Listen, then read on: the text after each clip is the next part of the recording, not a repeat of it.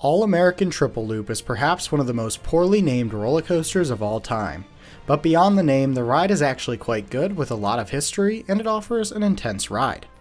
Made by Schwarzkopf as one of the largest traveling roller coasters in the world, it originally debuted in 1984 and traveled on the German fair circuit with showman Barth under the name Dreyer Looping, which translates to triple looping. It was a hit at first, and it was the first ever coaster with 3 vertical loops. Other large-scale traveling coasters started to visit the fairs, and the now mid-sized coaster was both costly to transport and not quite as popular. This caused it to be sold to the Malaysian park Sunway Lagoon in 1997. At this park, it was painted pink and renamed Triple Looper. After a short time operating in Malaysia, the ride was sold to Flamingo Land in the UK and renamed to Magnum Force. The ride would be repainted red and white, and it would operate between 2000 and 2005. During this time, the ride's original 5 trains would cease to be used simultaneously. In 2007, the ride would be sold and reopen at La Feria Chapultepec Magico in Mexico, now being repainted to white, yellow, and red, a combination of its previous colors.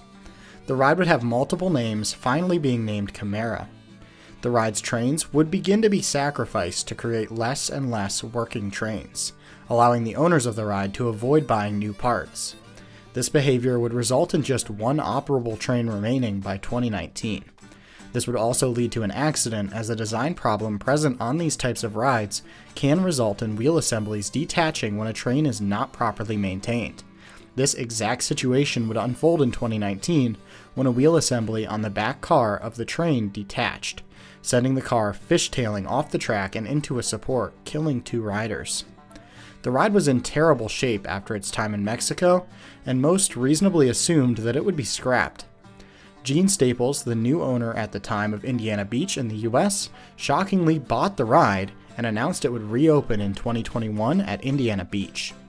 The opening date for the ride would be pushed back several times, eventually opening in 2024. The original train was scrapped, and Indiana Beach would spend a lot of time looking for a compatible train as they worked on the rest of the ride. When Mindbender at Galaxyland, a near clone, though slightly larger than Triple Loop, closed in 2023, it presented the perfect opportunity. Mindbender had had a similar accident occur in the 1980s and had modified trains that did not have the same design flaw. Indiana Beach bought the trains from Mindbender and added them to Triple Loop. The ride underwent a lot of work, including having complete new track sections made, as some were severely damaged by the accident. Even with all the work, the ride still looks quite tired. For example, the ride is clearly designed to be transportable, and so the entire base of the ride is littered with a rusting steel grid structure, and the infield of the ride is filled with scattered parts of the various rides that make up the current attraction, as well as remnants of other rides from different parks. The ride's tiredness, though, is best seen in the station. As the Mindbender trains are 3 cars long and the original trains were 5 cars long, there are more gates in the station than the ride needs. The gates also do not line up with the rows on the train.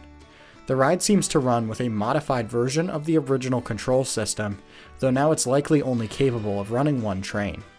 The ride currently has 2 lift hills, which each use drive tires propelled by 1 large electric motor at the base of each lift. This is extremely loud when a train leaves the station, as you hear the motor wind up to full speed.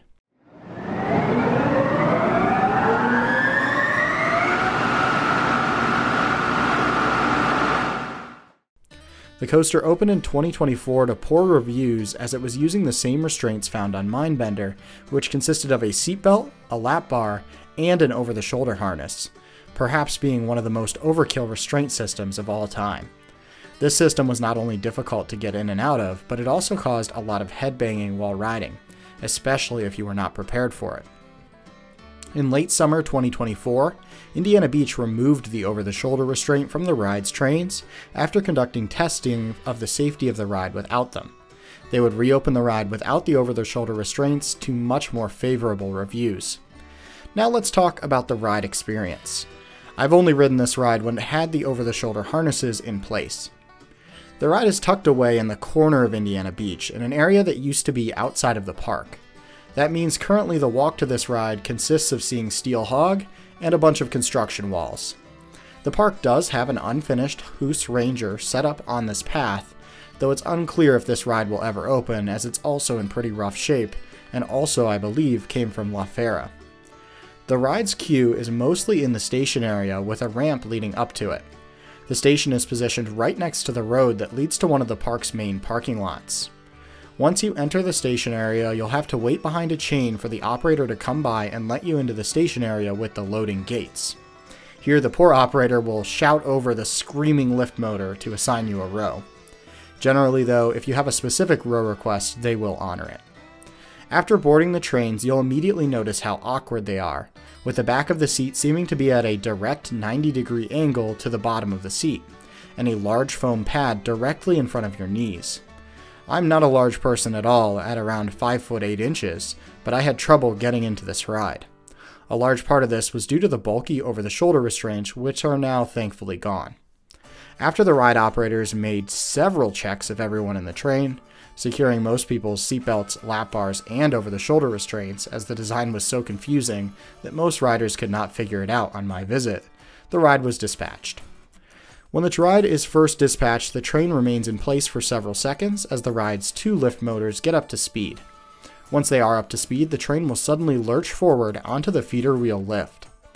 The 3-car train climbs the lift fairly quickly, giving a great view of the entire park, as this is one of the tallest rides at Indiana Beach, reaching just over 100 feet tall. The ride is also situated at one of the highest areas of Indiana Beach. The first drop dives to the right. In the front row, this is nothing too special, but in the back it gives you some serious whip that could cause headbanging with the over-the-shoulder restraints.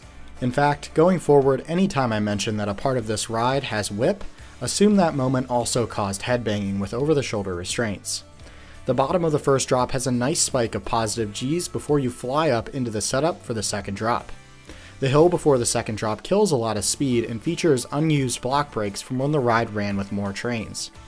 Then you once again dive into a whippy curved drop. Both front and back seat riders will be thrown to the side as the train suddenly traverses this element. This leads into the ride's 2 largest vertical loops. These loops are awesome and provide sustained positive G's throughout.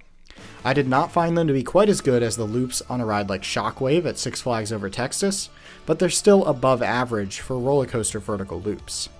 After these 2 loops, the train climbs an elongated turn that leads into the second lift hill. This lift served as a block section back when the ride ran with up to 5 trains. The old versions of the ride also ran much faster thanks to the longer trains, and they hardly use the second lift hill at all. In the ride's current setup though, the train slows way down to where it would likely valley if this lift was not in place. The train then drops off the lift hill and into another whippy turn, setting up for the third and final loop. The train flies through this loop and once again exerts copious amounts of positive G-forces. After this loop, the train enters one of the roughest spots of the ride, which is the area where the 2019 accident happened. This track was replaced and you can tell the profiling is slightly off from the rest of the ride. This then leads into a large S-bend and helix, which unfortunately do not offer any forces, but may have when the ride used to run faster.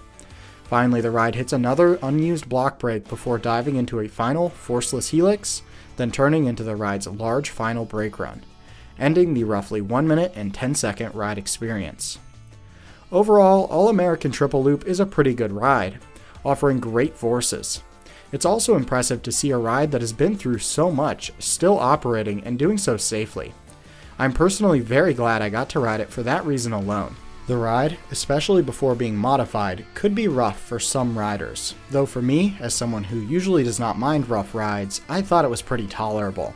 I would describe the roughness as similar to being like a bad aero looper, but at higher speed. Even with over-the-shoulder harnesses, the ride could still be enjoyed as long as you were prepared to brace. I did find the back row to be slightly smoother in its original configuration, but with the ride now lacking over-the-shoulder restraints, this advice is probably outdated. Overall, I give All-American Triple Loop a 7.5 out of 10. It's not the most forceful Schwarzkopf coaster I've been on, or the smoothest, but it's still very fun and it packs a punch. When you consider the ride's history, it's impressive that it's operating at all.